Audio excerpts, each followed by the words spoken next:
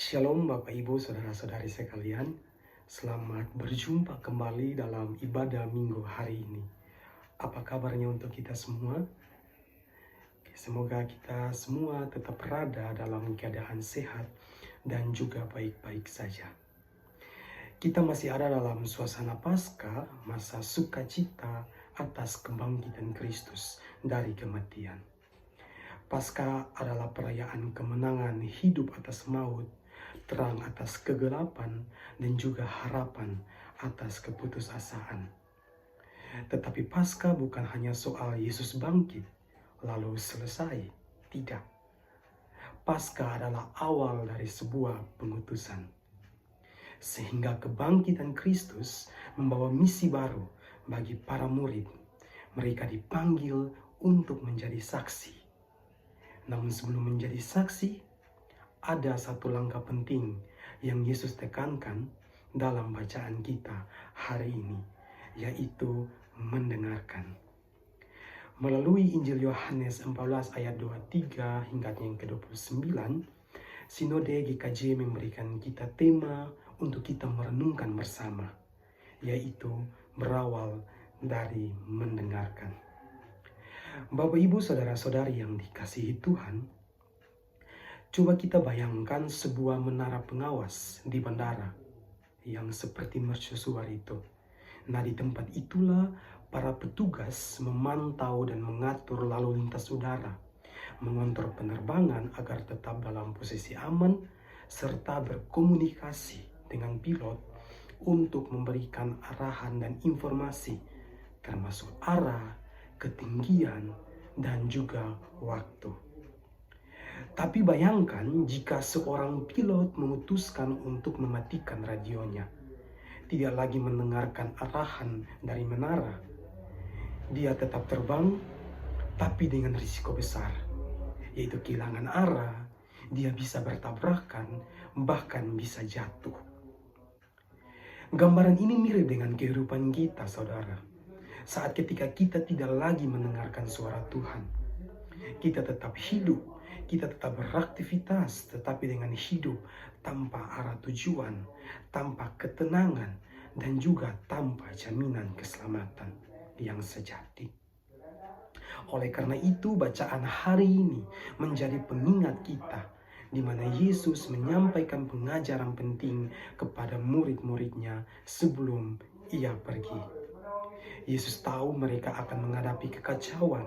Yesus tahu mereka akan menghadapi kesedihan dan juga ketakutan. Maka dia menekankan satu hal penting. Semuanya berawal dari mendengarkan. Bapak, Ibu, Saudara-saudari yang dikasihi Tuhan, kita diajak untuk melihat kembali peristiwa perjalanan Yesus sebelum dia disalibkan.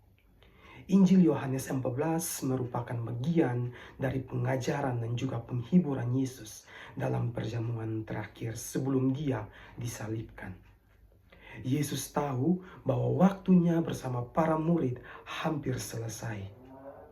Dia mulai menyiapkan mereka untuk menghadapi kepergiannya secara fisik.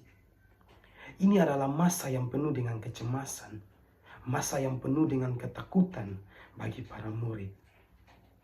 Ketika kita baca keseluruhan pasal 14 ini, kita mendapatkan jawaban yang pasti di tengah-tengah kecemasan dan ketakutan para murid, bahwa Yesus berjanji untuk senantiasa memelihara mereka. Dia berjanji akan tetap menjalani hubungan dengan mereka, dan dia berjanji akan mengasihi dan menyatakan diri kepada mereka. Namun janji-janji ini diberikan dengan satu syarat, yaitu mereka harus mengasihi dan menuruti perintahnya. Bapak, Ibu, Saudara-saudari yang dikasihi Tuhan, Yesus menunjukkan hubungan yang tidak terpisahkan antara kasih dan juga ketaatan. Kasih merupakan akarnya, sedangkan ketaatan adalah buahnya. Ini terlihat jelas dalam perkataan di ayatnya yang ke-23 hingga ayatnya yang ke-24. Bahwa jika seorang mengasihinya, sudah pasti akan menuruti firman-Nya. dan Bapa akan mengasihi dan akan datang dan diam bersama-sama dengan Dia. Begitupun sebaliknya, barang siapa tidak mengasihinya, ia tidak menuruti firman-Nya. Kata menuruti firman-Ku di sini dalam bahasa aslinya juga bisa berarti memelihara atau menjaga firman. Dan kita tahu, tidak ada yang bisa kita jaga kalau tidak lebih dulu didengar dan diterima dalam hati kita. Bapak, Ibu, saudara-saudari yang dikasihi Tuhan, dalam terang kasih, ketaatan, dan mendengarkan itulah Yesus kemudian menghibur murid-muridnya yang sedang cemas menjelang kepergiannya. Ada dua hal utama yang ia sampaikan sebagai penghiburan bagi murid-muridnya. Yaitu yang pertama, bahwa mereka harus diajar oleh Roh-Nya. Yesus dalam pengajarannya kepada para murid, Dia menyatakan bahwa mereka harus diajar oleh Roh Kudus. Yesus mengingatkan bahwa selama Ia masih bersama mereka, Ia telah menyampaikan banyak pelajaran yang berharga. Dan semua itu tidak akan dibatalkan atau ditarik kembali, melainkan diteguhkan. Olehnya setelah kepergiannya itu, Roh Kudus akan diutus sebagai penolong untuk mengajarkan dan mengingatkan mereka akan segala ajarannya. Dan yang kedua, bahwa mereka akan berada dalam pengaruh damai sejahtera. Menjelang kepergiannya dari dunia, Dia memberikan warisan yang paling berharga kepada murid-muridnya, damai sejahteranya.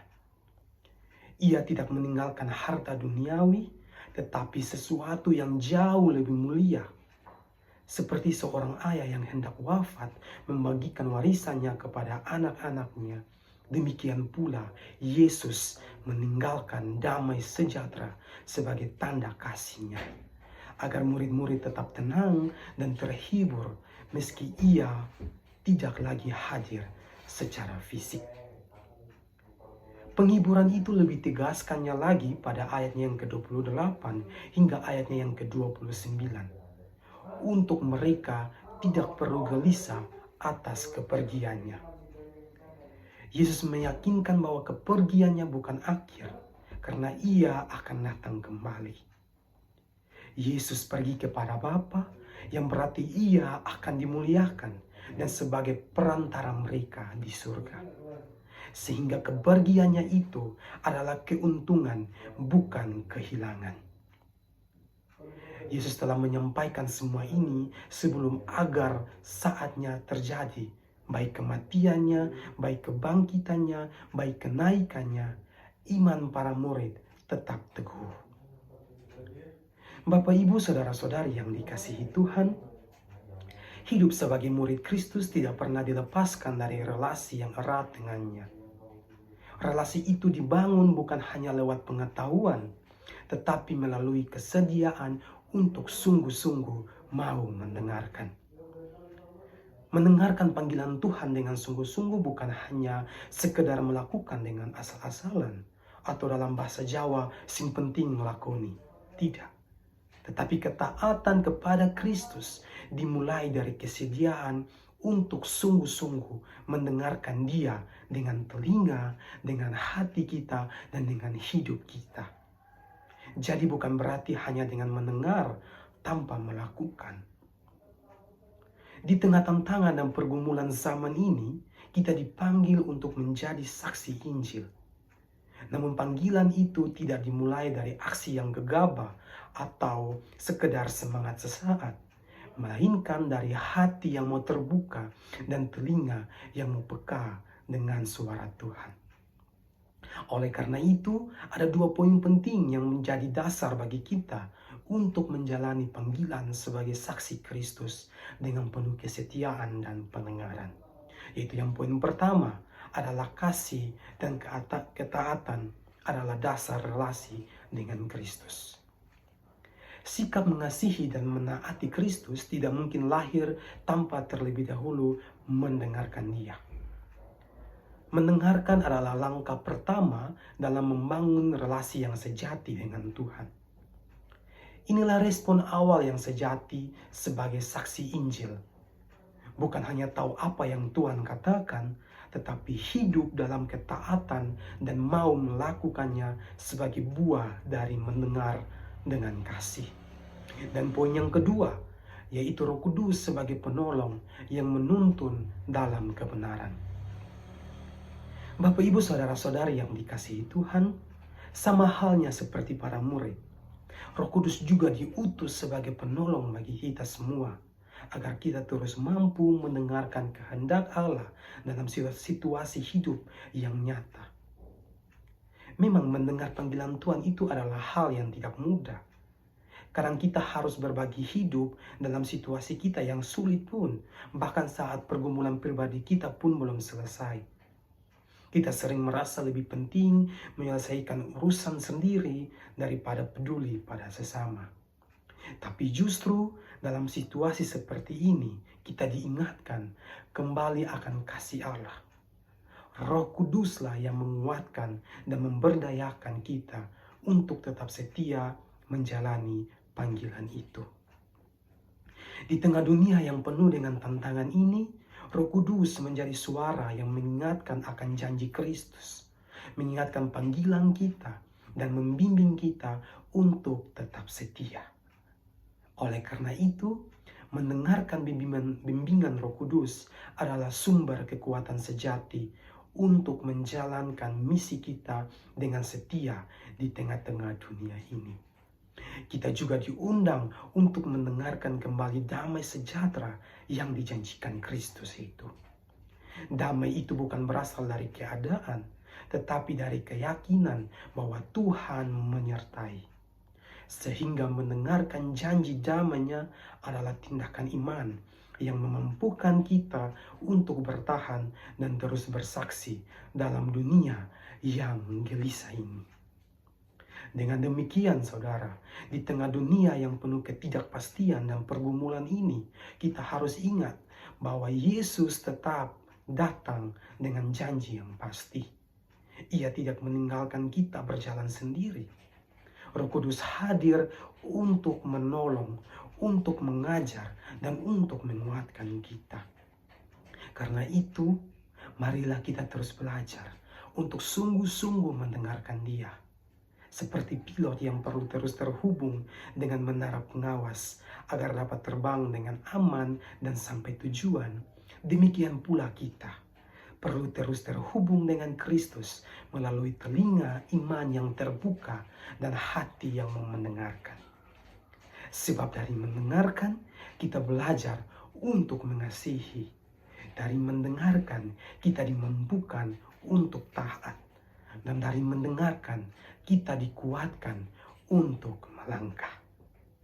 Selamat hari Minggu, selamat memulai aktivitas di minggu yang baru dengan menjadi murid yang setia mendengar, taat, dan melangkah dalam damai sejahtera-Nya. Tuhan memampukan kita lewat firman-Nya. Amin.